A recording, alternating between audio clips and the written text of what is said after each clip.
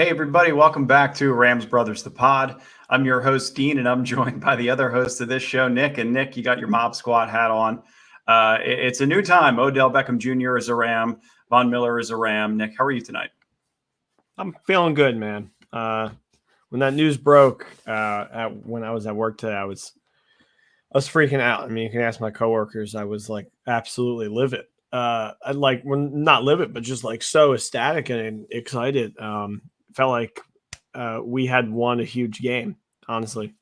Yeah, it felt like a playoff victory, right? Yeah, I mean, whenever you could bring on a player like this, I mean, the kid inside of you has to celebrate it a little bit. I'm sure, whatever part of you doubts the fact that Odell Beckham's going to fit into the equation, the kid inside of you is extremely excited for the fact that this even happened, or the fact that it was even a possibility. So I'm sure you feel a little bit of that.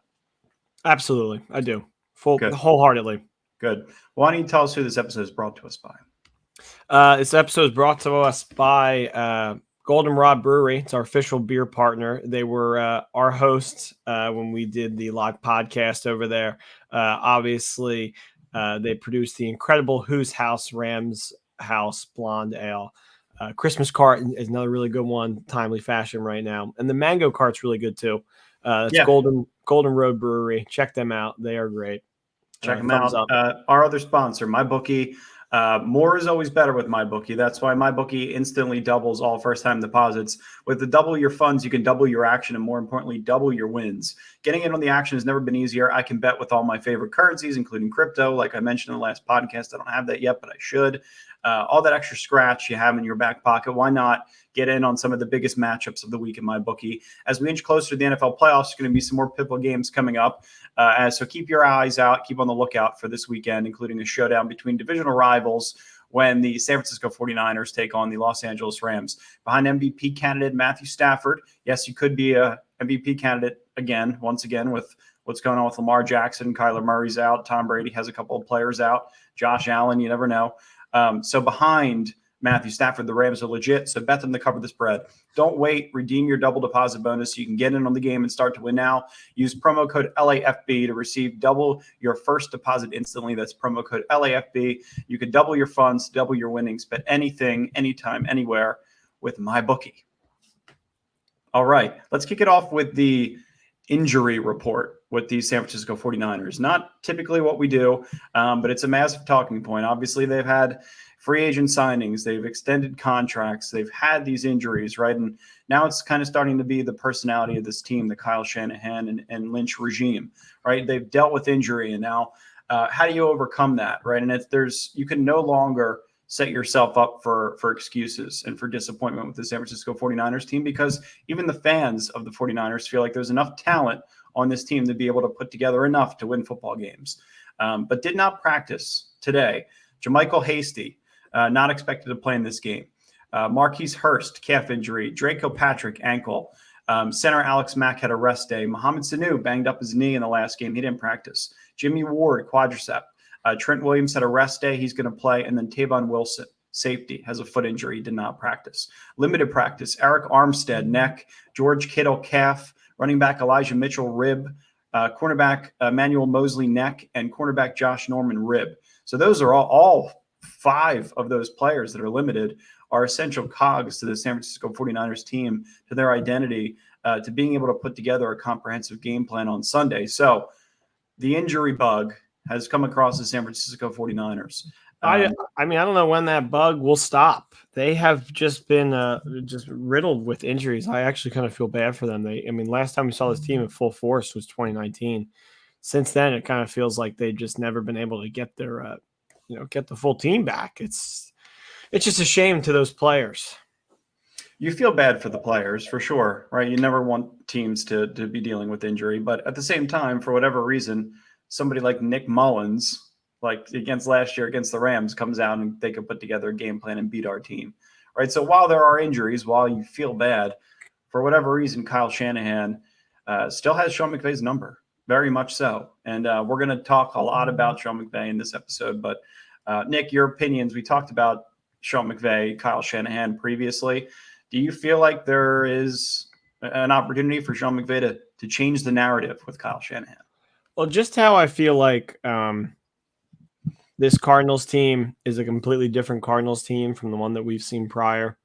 It feels the same way with our Rams going up against this San Francisco team. I don't think it's the same Rams team, really. It's completely Sean McVay's team. He's not holding anything back. Nope. For better or for worse. And I think I don't think that Shanahan's thumb will probably not be holding McVay down much longer anymore. I mean, once again, it's still a divisional game, so anything can really happen. And I don't know if McVay is going to just completely turn the tide and just be the owner of the 49ers from now on. But I believe on Monday night, after that devastating loss, you got to believe that they want to come out and show the world that they're, really hot again. Yeah. Well, I mean, you could argue San Francisco kind of wants to do the same thing, right? Because they're in a position right now where I don't think they necessarily feel like they're completely out of it, but I mean, they need to kind of change the tide over there. Everything that they have going on right now is working against them. While this is Sean McVay's team, I think to your point, Nick, there's no more excuses that you can make, right? I mean, now that this team is built completely to win, they're not really dealing with any injuries. Obviously, Brian Allen came out. I think this actually fell a little bit under the radar. Brian Allen has an elbow injury that they're going to continue to monitor throughout the week. T. Lou and Whitworth didn't practice due to rest, and Von Miller's ankle looks like they're still continuing to rehab that in whatever capacity they are doing that. But McVay did say earlier today that Allen hurt his elbow and that they're going to take precaution with him this week. So we're going to have to kind of monitor that situation too. Other than that, in terms of health, we're in a really, really good situation going into the back half of this season. And if we're trying to get hot, health is one of those aspects that you need to have in your corner. So. Yeah. I mean, I'm just, do you think OBJ is going to be cleared by Monday? I don't think so. No, I don't think OBJ is going to be playing by Monday. But I think Von Miller will. Yeah, I was going to say we should at least see Von. We should see Von. I'm expecting to see Von. Another thing with the 49ers, too, Deebo Samuel, he's not listed on the injury report, which is a good thing. He's been dealing with a calf injury for the past couple of weeks. Talked about we don't want injuries to be the full narrative of this game, but it's going to affect it in some capacity. But again, Cooper Kupp, Deebo Samuel this season have been so incredibly good. When the Rams and 49ers meet, this is via ESPN Stats and Info on Monday night, it'll be the first matchup involving two players averaging at least 110 receiving yards per game in Week 7 or later in NFL history. So you want to beat the San Francisco 49ers with Deebo Samuel on the field because he's the second best receiver in the league right now. So yeah, behind our Cooper Kupp. Behind what's Vanellatron? Do you like the nickname Vanellatron? No. Well, what would you prefer for Cooper Kupp? I don't know. No, Cooper Kupp. I just like Coop. Coop is great, right? Yeah, Vanellatron. I didn't know that was a thing. Is that a thing? Are you trying to make it a thing? No, I'm not trying to make it a thing. I believe Sosa was originated somewhere, and on his Twitter, somebody else said tweeted Vanellatron, and it started to make its way. So yeah, I mean, if you look at San Francisco, they're 3-5, right? Mm-hmm. They just lost to the backup Arizona quarterback. They're coming home. I think this is a scary game for the Rams. I would not put this team I think they were wary of the Titans and they didn't really come at them fully. They thought they had that one in the bag because Henry was out and they got absolutely shocked. And I think you have to be very weary of this 49ers team because that 7th playoff spot in the NFC, and I'll talk about it in my picks, but that is wide open. Right now, it's currently held by the Falcons. So, I mean, you got to think every 3-win team is just thinks that they can claw and get that spot. And I think the Niners are good enough to steal it, truly. And so are the Seahawks. So. Hell of a point because, I mean, that's another thing. Russ is coming back. They didn't add OBJ. Yeah, I mean, we want Russ to play really well this weekend against Green Bay. So we're also Seahawks fans this week, which is weird. We've been fans of the Niners and the Seahawks all too often. But I think you brought up a really good point. I think there's that, right? It's a 3-win team. They are considering themselves 0-0 right now. I just listened to a San Francisco 49ers podcast. They're like, the season's a clean slate right now. You can kind of forgive all the mistakes that you've made. Some of the poor execution, the turnovers, the timely, costly mistakes that they've made in big games, you can kind of forget that stuff and reform your identity in the back half of the season. So they feel like they have a good opportunity to do that, and no better opportunity to do that against our Rams. Right. I mean, a team that they've owned, Yeah. and they have. The Titans really kind of just how the Bears did in 2018. Titans were just like, hey, this is how you beat these guys. They want to throw the ball deep. They really do.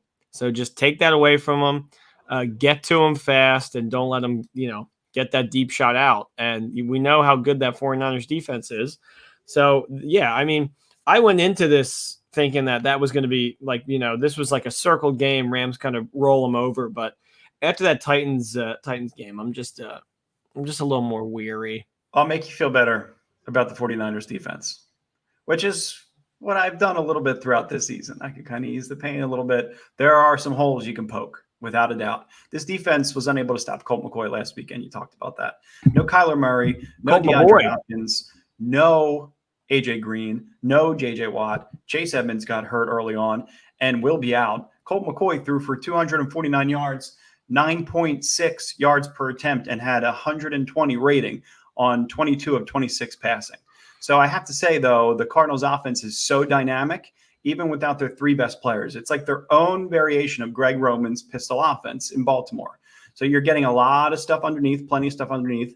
They could also run the ball effectively early on. James Conner had 2 touchdowns in the first half. He looks like a track runner in games when he breaks away. So again, you can come up with a creative game plan. There are plenty of ways to beat this team. When this pass defense is only allowed 206.5 yards per game, which is 4th best in the league, 7.2 yards per attempt, which is tied for 17th best.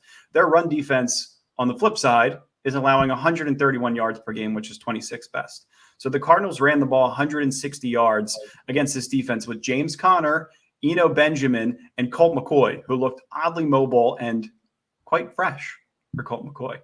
But the way to attack them is on the ground. And Arizona was, again, right. in this game, they were running the way the to ball. Attack them is on the ground. And we have a coach that tends to not love to stay on the ground. No, he hates to stay on the ground. The way to attack them is on the ground. They were also dominant in the screen game. Listen, that pistol offense is different, right? You could have Zach Ertz, offset a little bit or lined up, half yard behind the line of scrimmage, and you can have him peel back and come back for a screen.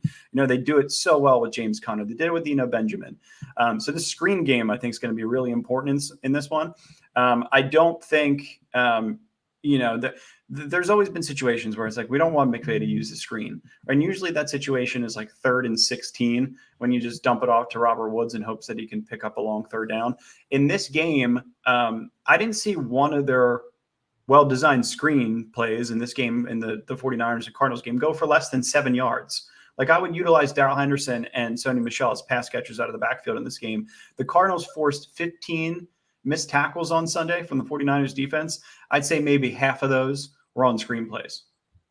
So did I crack the code? Yeah, I mean, hopefully, right?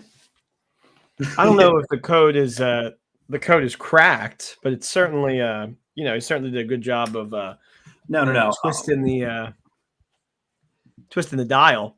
Yeah, I mean, I just think I think more than anything else, getting home to Jimmy with the new mob squad is going to be the factor in winning this game. And I think McVay's going to McVay. I think he's going to want to air the ball out. I think he's going to get his guys a lot of, he's going to make Stafford throw it over like 40 times. And I think it's going to be closer than it should be for that reason. But I think the defense at the end of the day is what's going to win us this game. Sure. Well, McVay can McVay a little bit in this game. What I'm genuinely afraid of is that the 49ers defense, the reason why I say McVay can McVay, the 49ers defense is 30th in the NFL in opponent QBR, 88.6, and 31st in yards per attempt, 10.3 allowed versus empty.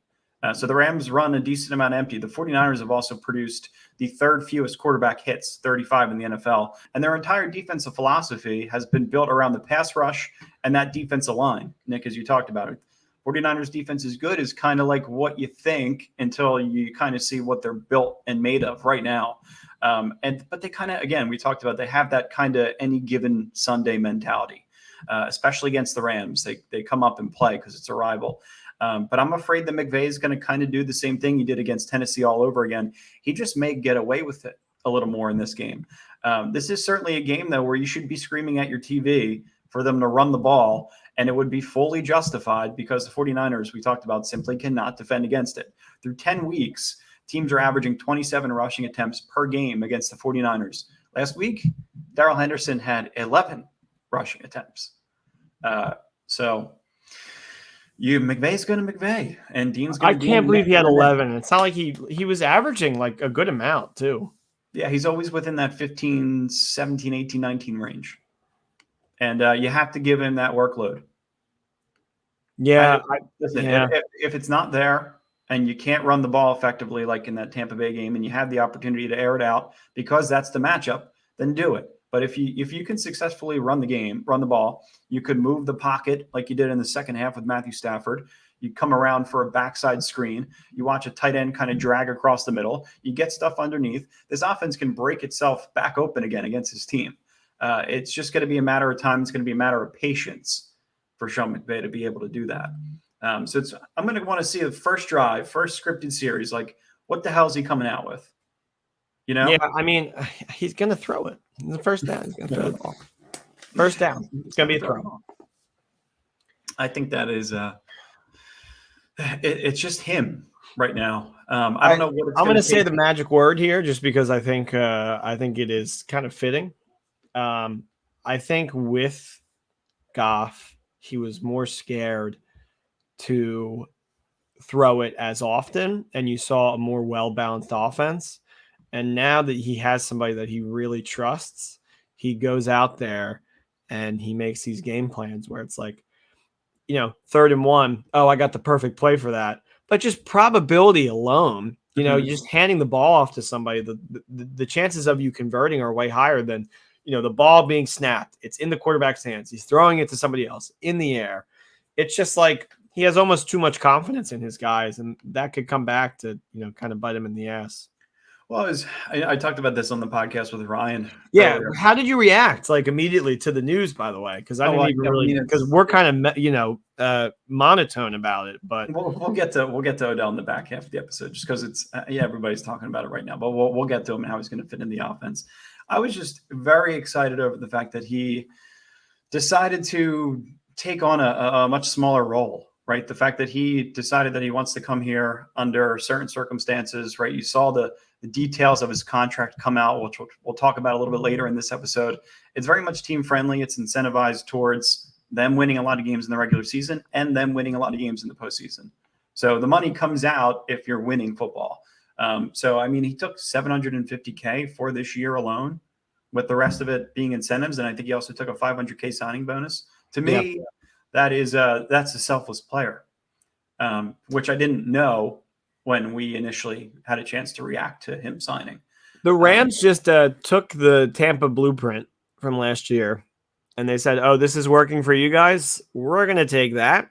Our quarterback that is kind of capable, and we'll start somewhere else. Let him go there, and we'll find somebody better, and then we'll sign all these stars because they know that, hey, now we're in this right now. And people I feel like an OBJ and a Von Miller don't want to go right away to the Chiefs or the Tampas, teams that were there last year. There's a little KD Durant effect. You know what I mean? Where it's just you kind of get a little less credit when you do something like that. So I think these guys want to, win in a city that hasn't really gotten it. And what better city than LA? I totally agree. Yeah, it's as exciting as you possibly can feel about a Rams team at this point in the season. For as incomplete as you feel like they are, you added two pieces. Whether they were necessary pieces to add, you still added more excitement to a team that's already plenty exciting and gives you plenty of drama every single day. So for that regard, I'm excited about it. I'm excited that we're a fan of this team because it hasn't always been this way. We've been in so many years, so many situations where they've The big free agent's been out there. I've wanted them to sign a top free agent like my whole life, top free agent receiver my whole life. And they finally now they go out and get Odell Beckham Jr. and it's exciting. Let's dig into that. I want to dig right back into the defense real quick, the 49ers defense, and we'll flip to their offense. Eric Armstead, Nick Bosa, they're going to be a handful for Brian Allen in this game, Austin Corbett, Rob Havenstein. So again, this 49ers defense, while we talked them down a little bit, they still have the personnel up front to be able to get home if they have to. It's good to know that Andrew Whitworth, though, has the week off, and Matthew Stafford's blind side will be safe because he's going head-to-head against Sansa Mabokam. But no, that one went right over your head. No, I got it. I thought it was well written. No, it's fine. I just think Ebokam stinks or Ebokam. Never cared to pronounce the name right. Made one play. No, he made like 3 plays in that game. 3 plays. He did. He made 3 plays his whole career with the Rams. But in reality, Dean Ford is out. That's why I was shocked because I was like, wait, he's taking a week off, and I was kind of worried. So then you got to the joke, and I was like, oh. I was like, good. And then I was like, okay, I get it. Which is why you're doing what you're doing and why I'm doing what I'm doing in my career. Right. You're the comedy. I am whatever. In reality, though, D Ford is out. Javon Kinlaw is out. Dre Greenlaw is out. Jason Verrett is out. Jimmy Ward is out. Jaquincy Tart, not to be confused with Jamie Tart, is out.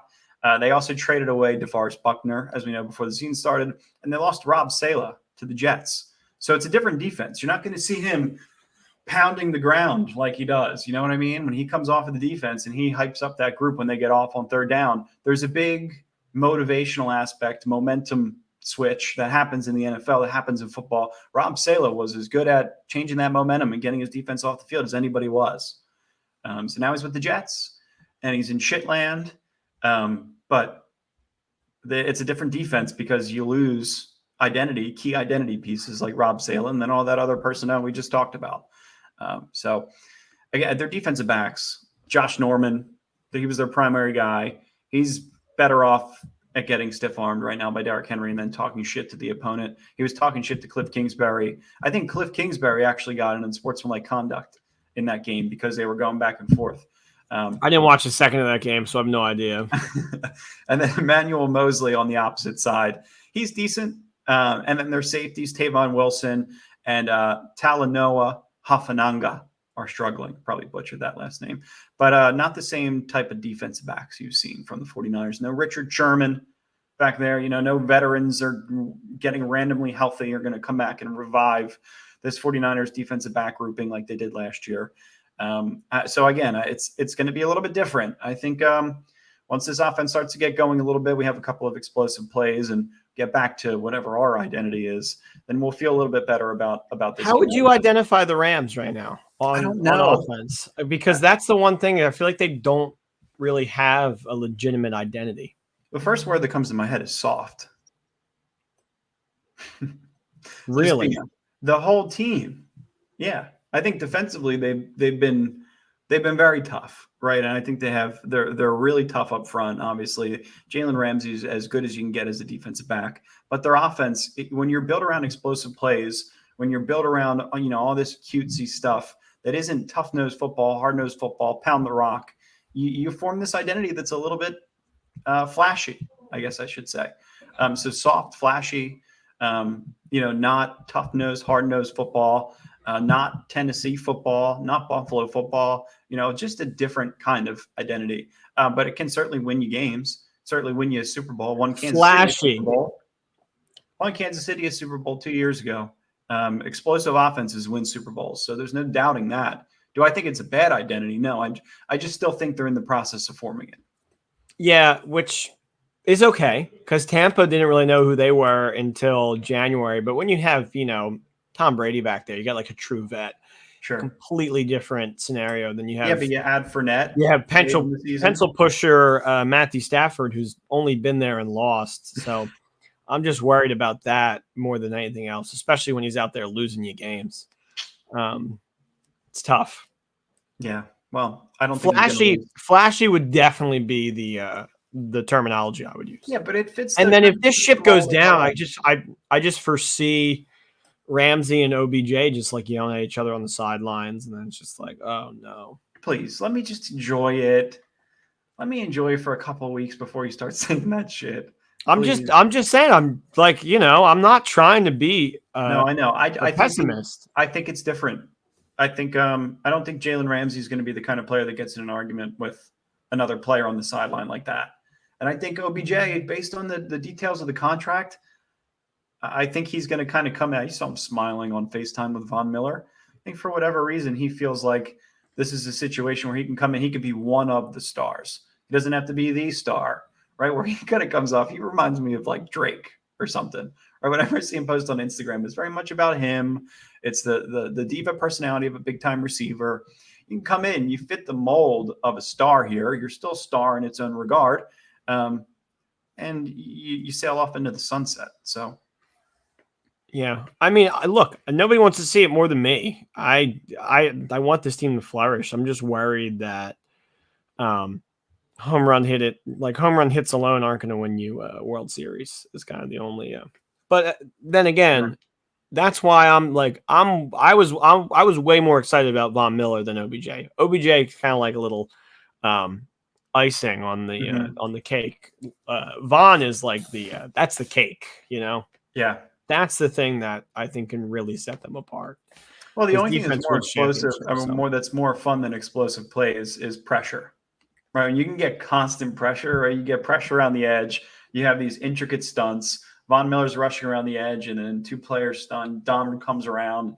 There's so many different things that they could do and get creative with it. So that's what's going to be just as fun to watch as the explosive play offense. But it's like in baseball, Nick, like in analytics, home runs are what does it. Like that's what everybody's migrating to. It's home runs. Yeah, but in order to hit the home runs, you need a solid run game so they don't expect the home run every single time. Right. You could still mix in some kind of, hit and run or stolen base or sacrifice bunt. There's all these different things. You can't just go off of home runs. And you're so right. I mean, if that's your personality alone, then you're going to be lacking a crucial part of the game. You're going to become predictable.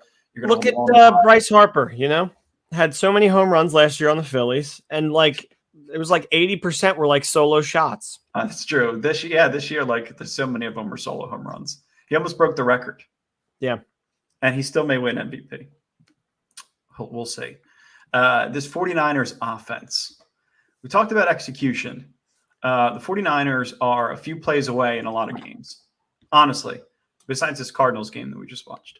They had inopportune turnovers. There was this Kittle fumble that was early on, the Ayuk fumble, which I actually thought he was down, and then Jimmy G threw a pick.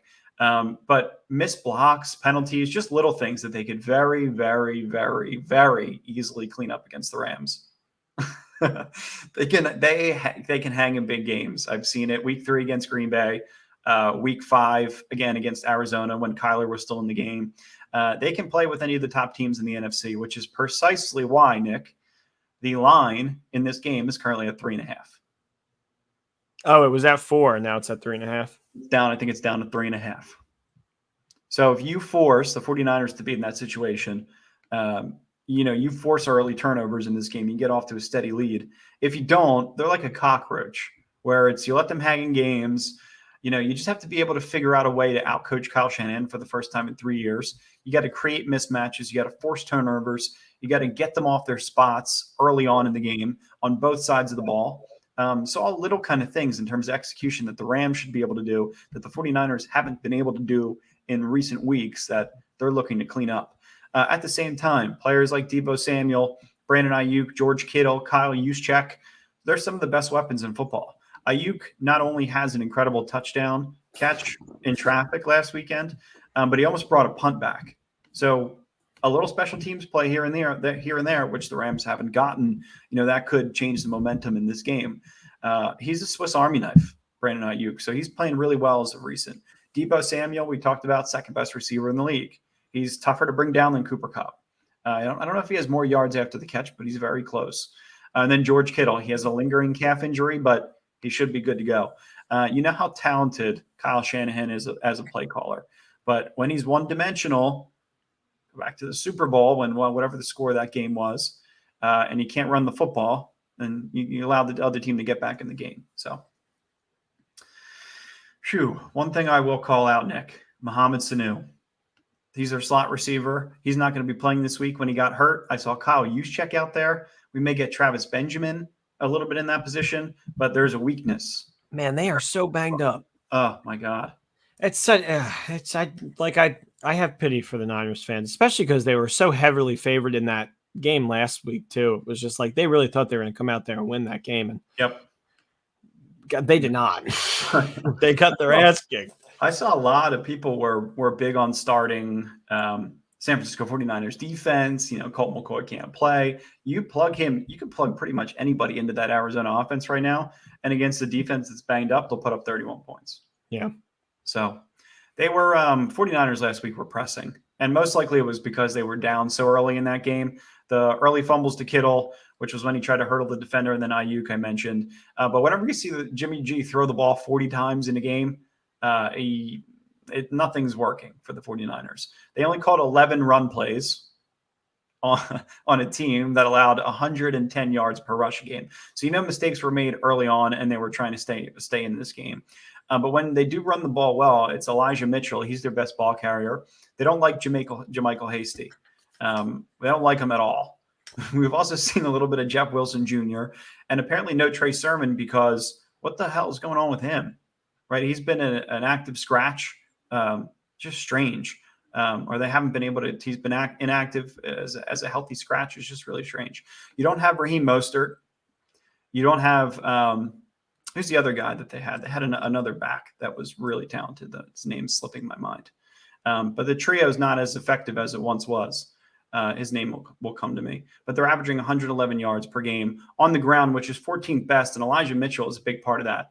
438 rushing yards from him. He could also catch the ball out of the backfield. And then there's Trey Sermon, which we don't know what's going on with him, followed by Trey Lance. So to get 111 yards per game out of those three guys, or whatever combination of players you're mixing in there, has been pretty impressive from San Francisco. So they could still get it.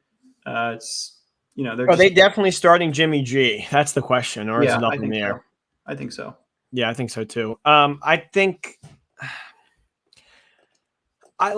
as a fan of the game, I want to see everybody healthy, right? As a member of the NFC West in this division, I'm happy to face this team at this time, one. And two, I love how they have a quarterback controversy right now, because I think the boat is barely floating right now in San Francisco. I really think it is. And it is, it could sink fast, especially if Jimmy gets hurt. And, unfortunately, the Rams kind of have a little bit of a mojo on hurting quarterbacks. I think, and I don't know how much they really like Trey Lance. And I feel like, are they going to try to stick with him next year? Are they going to dump him? I don't know what you can do. It's not like he really has an amazing resume. So it's a little, it's a little scary for the Niners. And it puts the Rams in a good position in the future. That being said, for Monday, if we get full Von Miller, which I was hoping we wouldn't need, but I think you do need him this game. I was thinking about maybe you sit him out another week, but I want him in there this week. I think he's got to be, honestly. Yeah. And if you get that, then you're kind of, then I think the Rams edge him out. But I'm worried to see, can we get that one McVay heavy run game? Can we stick to Henderson and Sonny a little bit? Just establish it. So then you can do those plays. That's all. Just establish it. I'm not asking you to run it 30% of the time, just a little more than 11. Ryan made a really good point earlier. He was like, whenever you run the ball, and Brandon Staley actually said it, it's a super simplified methodology. Whenever you run the ball, you're wearing down the defense. You force them to tackle, you force them to run, you force them to make a play on the running back. There's everything that you take into consideration on a run play. When you pass the ball and you throw the ball out of bounds and the defender's all excited about the pass breakup or the fact that the ball sailed out of bounds, there's not a ton of effort throughout every player on the field, right? When you're running the ball, you're trying to establish the line of scrimmage. You're trying to set up different plays. You're trying to give different looks to the defense. So again, there's a reason why teams don't just throw the ball. You got to mix it in a little bit. So I think they will. I think this is the opportunity to do a little bit of what you did against the Patriots last year. Which was one of my favorite games of the year last year, especially. Oh my God, I think it was Thursday night. I think it was. Oh, because I was definitely at work. I was watching it in a Nike store at Hollywood Boulevard because I was at lunch when the game was on. That's awesome. It was fun. Yeah. That's awesome. Let's talk about OBJ. Yeah. I thought he was going to come here when it was in 2019. I remember saying Goff to OBJ, we need that deep threat. I like that was something that I thought was a very real possibility. And then stuff came out recently that they were pushing for him back then.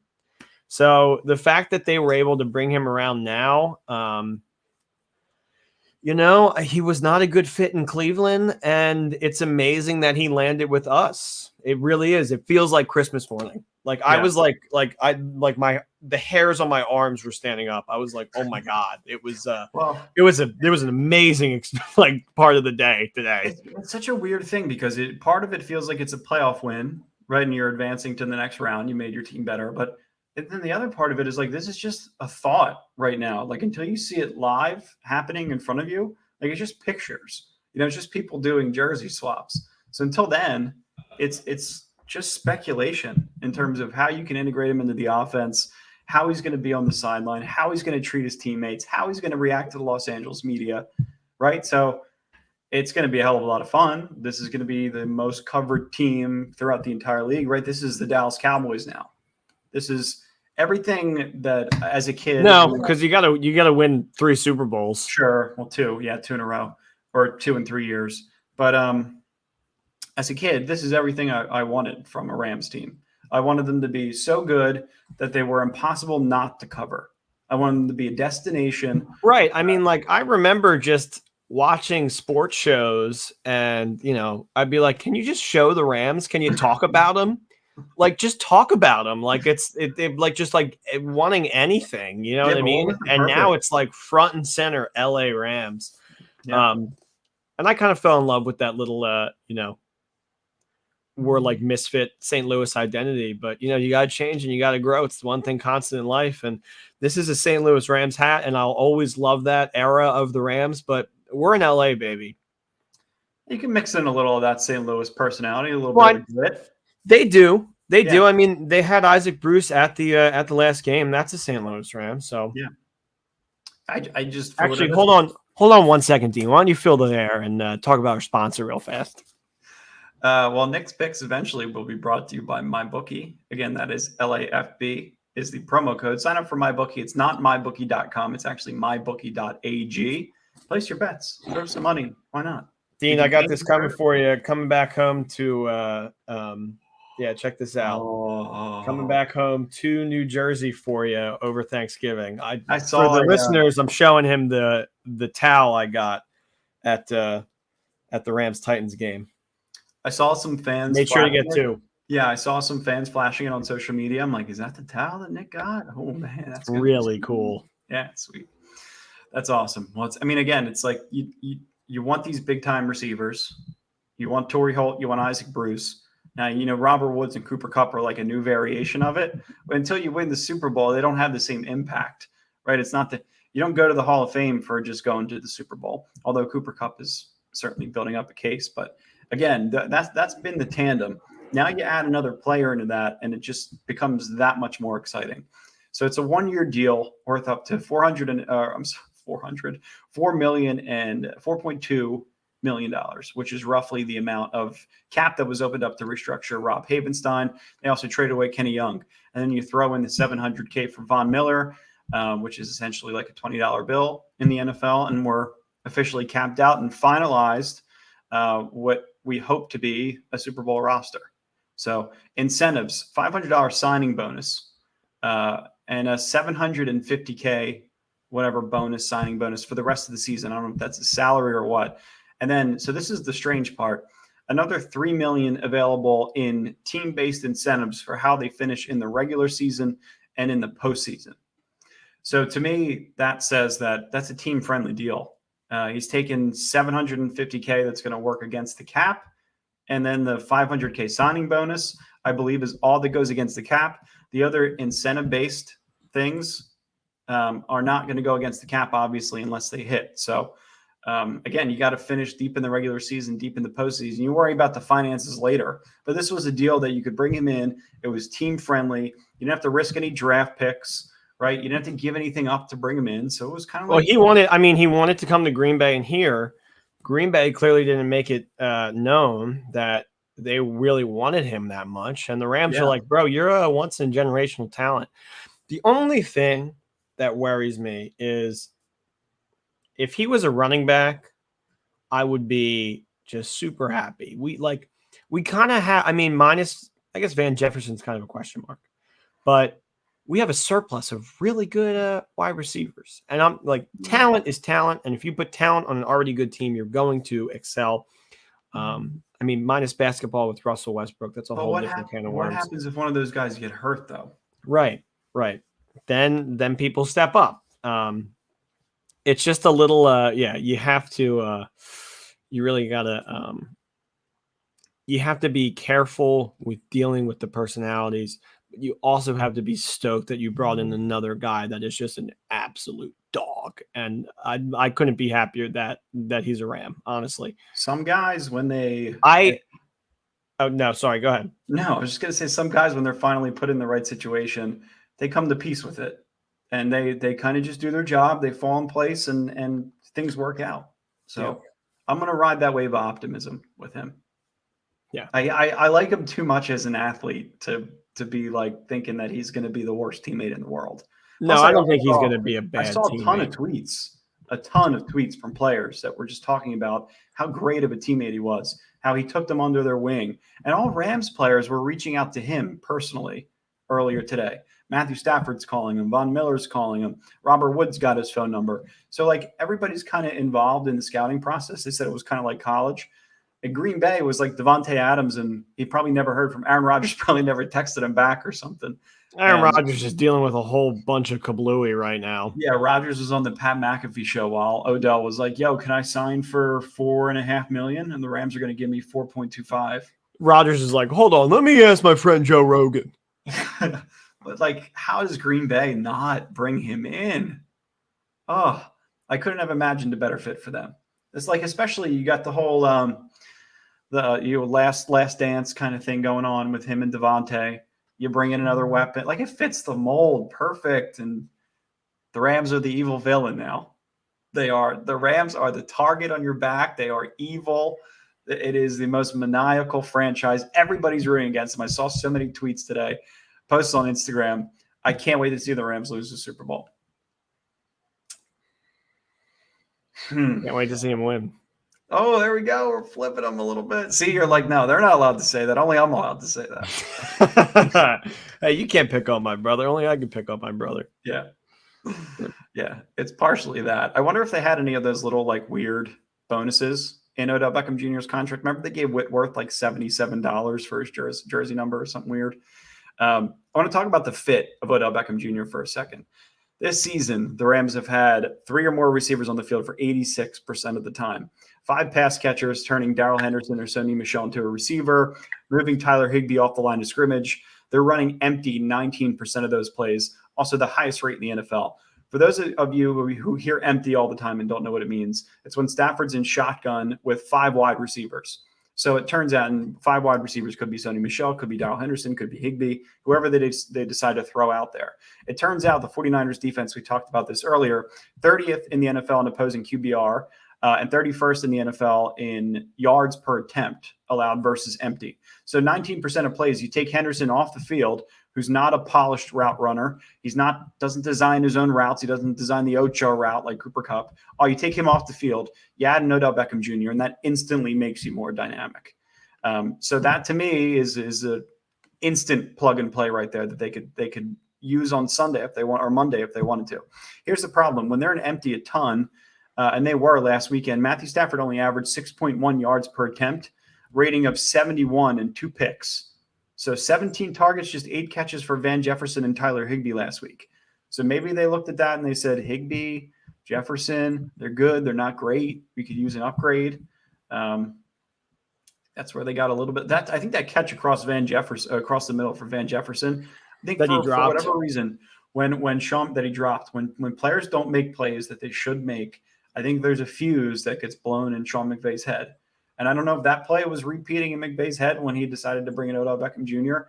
But anytime they feel like they can use an upgrade, McVay is going to go out and try to get it for his offense. So yeah, no excuses, no more, none.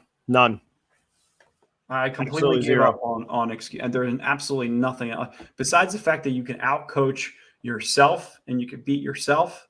There's no other excuse. How does he fit, though, ideally in a modified version of the role that the Rams kind of built out for Deshaun Jackson? His overall production has been iffy in recent years outside of 2019, but he can still get deep. His average depth per target was 13.7 yards. So that's far above what the Rams are dealing with right now. So while the only other Rams player with an average depth of target above 9 yards right now is Van Jefferson. So he's at 12.9.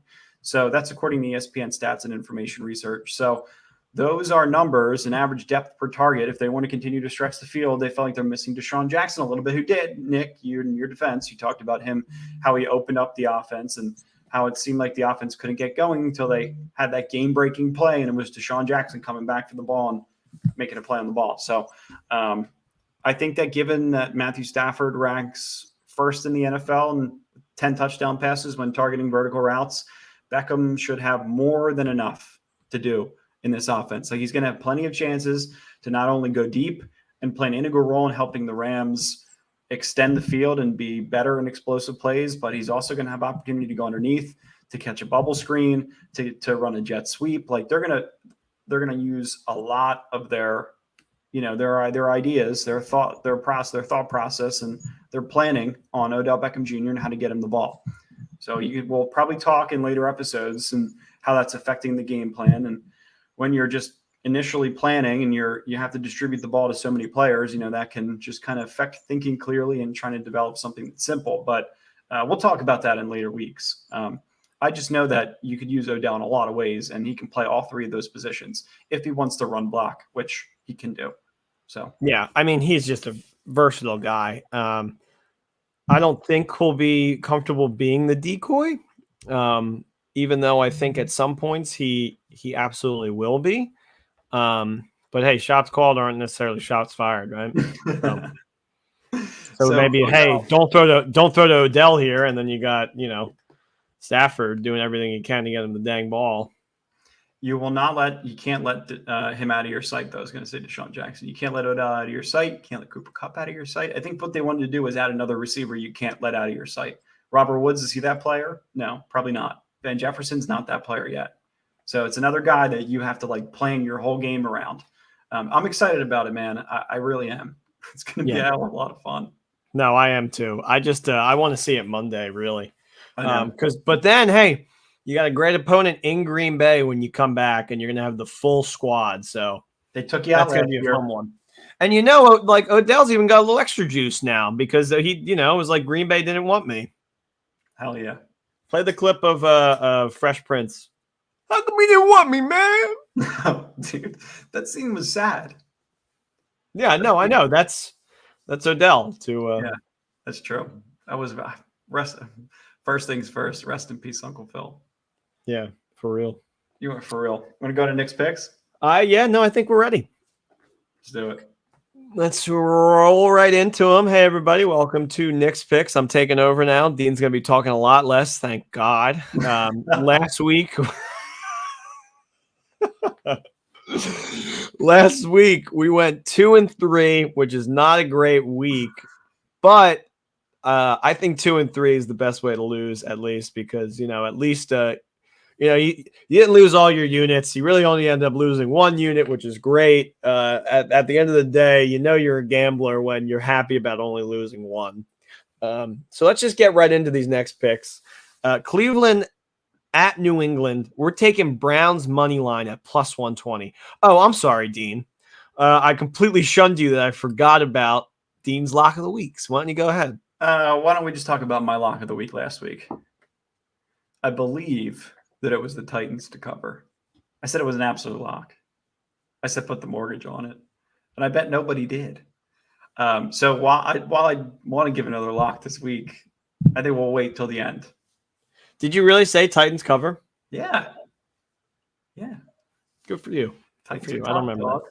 So what's the lock? I'll announce it at the end. Okay, all right, fine. Because I don't know if I like any of your picks yet. That's fine. You can take your time. So we got Cleveland at New England, right? We're taking Browns money line at plus 120. The Browns are clearly better off without Odell. They're over here playing Good Riddance, parentheses, Time of Your Life, end parentheses, by Green Day. Meanwhile, Odell is playing California Love by Tupac in his orange Ducati that he is probably changing the color to blue, not sunshine yellow. Look, the Browns just took down a huge divisional rival, and now they're hungry for more. That division is still up for grabs. I think the Steelers still have a chance to steal it, quite honestly. But we're talking about Baker Mayfield's Browns playing a worthy opponent in the Pats. Only reason the Browns aren't favored more is because both of the running backs are out. But hold on, Dean. Last time Hunt and Chubb were out, Johnson stepped up so much and won them a game without Baker even playing, which is just was phenomenal. Case Keenum led a Browns team. I picked up Johnson in my fantasy league, and I suggest you do the same if nobody has him yet. I do not trust this Pats team. I said it last week, and they proved me wrong. But let's be real. They feel like they're not there yet, and they play ugly. Literally, they're injuring players. It's disgusting. I say Browns win in New England. It's going to be close because Belichick's still greatest coach of all time. I think the Pats take out Landry, but Johnson surprises them 23-21. Okay. All right. Like that? I don't know. You like that? That's one of those games that I'm just terrified of. I would just I'm not afraid to bet against the Patriots. I just don't like them. It's in New England too. It's in Foxborough. Yeah, they still think they're winning the division. They're crazy over there. Cleveland's got some injury problems. I understand why they're a dog, but but you also think Cleveland wants to play up now that they got rid of OBJ too. Sure. That's a real thing. They probably feel great that they unloaded that. Yeah. Sure. Okay. Yep. All right. So let's moving on. Atlanta at Dallas. Atlanta +9 against Dallas. Are you kidding me with that many points? Like, they think the Cowboys are going to bounce back after they got annihilated by Teddy Bridgewater's Broncos. And while I see they will potentially bounce back, I think giving Atlanta 9 is laughable. They say as soon as you trust the Falcons, they start letting you down. That's what they were telling me last week, right? But they actually came back and they won that game after giving up a fourth quarter touchdown. They come back and they win. Ice in his veins. That kicker nails one through. Yeah. Do I love Atlanta? No, but that 7th playoff spot is wide open and they currently hold it. And you got to think Matty Ice is dying to get back to the playoffs to prove himself again. He actually has a quite good January record. Just overall, I think he's a good quarterback on a team that's kind of rebuilding, and he wants to prove that, he's still got some ice in those veins, and I know he does. 31-27. I think the Cowboys are too good to lose this game, but come on, +9. I think they cover that easy. We're out here dancing to the tune of Atlanta +9. Hate it if you want. I really love that one. No, I'll hop on that with you. Yeah, that's my lock. +9. I'll go Atlanta +9 because I think that line's too high. Yeah, that's. I don't know. Don't know what Dallas is right now. I think they're another team. They kind of have a weird identity, huh? Oh, the weirdest. Yeah. They have just a mediocre identity, and so does Atlanta. But that game should not be 9 points. Yeah.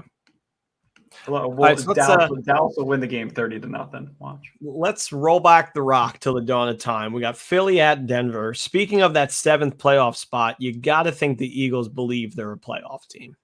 I mean, always. I love Eagles money line at +125. I was really shocked the Chargers game was that close. It shouldn't have been. Chargers are the better team, but the Eagles offense kept them in that game. Will this be Hurts' only year as a starter for the Eagles? Maybe, but he's got a lot of fight in him. He does a really good job of keeping them in these games with his feet and the deep ball. He throws the deep ball a lot. connects maybe 1/16 of the time, but you got to respect the gamble. Shots fired are more important than shots called, right, Dean? I don't know. Look, I think the Eagles are really good at beating okay to bad teams. They absolutely rolled over Atlanta and the Lions. Sirianni has instilled a good amount of grit into this team, and they still step it up when they play these teams that are beatable. Denver is capable of being a strong team. I don't think anybody really takes them seriously. No one really believes in them, even their front office. I mean, that's why we have Vaughn. I expect it to be close, but I think the Eagles soar through, much to Dean's dismay as he listens to Eagles talk radio and hears how this team is in playoff contention. 25-23, fly, Eagles fly. Also taking the over at 45. Broncos just put up 45 by themselves on the Cowboys last week. I think both teams will be able to do that easily. I think that score is pretty accurate. I think it's going to be close, 24-21, 27-23, something like that. Yeah, I think the Eagles get like Eagles are due. Yeah, I think the Eagles are due. Going to Denver, their Eagles are pretty tough on the road. I think they're 0-4 at home. They've only gotten their wins on the road. So that's another thing. I like that. I think the Eagles are a lock to win that game. Yeah, and then a quick pick. Why not? Lions +9. Dude. Against the Steelers. I don't care. I do not care. Goff has Reynolds. I think they're going to win outright, but let's just take the points and not cry when they lose by a field goal. Who are the Steelers kidding? They barely hung around with the Bears. They could not put them away. Lions are better in the second half. I think they're the best 0-8 team I've ever seen. So I think they're going to be sneaky. You want to hear Josh Reynolds' stat line this weekend? Not really. 4 targets, 2 catches for 19 yards and no touchdowns. Gulp. If that's correct, somebody has to tweet at Dean Vez, Rayman for Smash. Yes, Rayman for Smash. Nobody tweeted at me, Rayman for Smash. Don't tweet that at me because I don't want that. You don't want Rayman for Smash? No, but I'd rather have Crash Bandicoot. Or any of the other following Mickey Mouse? Is that what you said? Incredible cartoons that have been any of them. Rayman's at the very bottom. Crash Bandicoot, Spyro, they would be cool, but pretty much any cartoon that came out like in the 90s would be better than Rayman. He doesn't even have arms. All right, run it back. Browns money line, Falcons +9, Eagles money line, over 45 in Eagles Broncos, and Lions +9. Lock it in.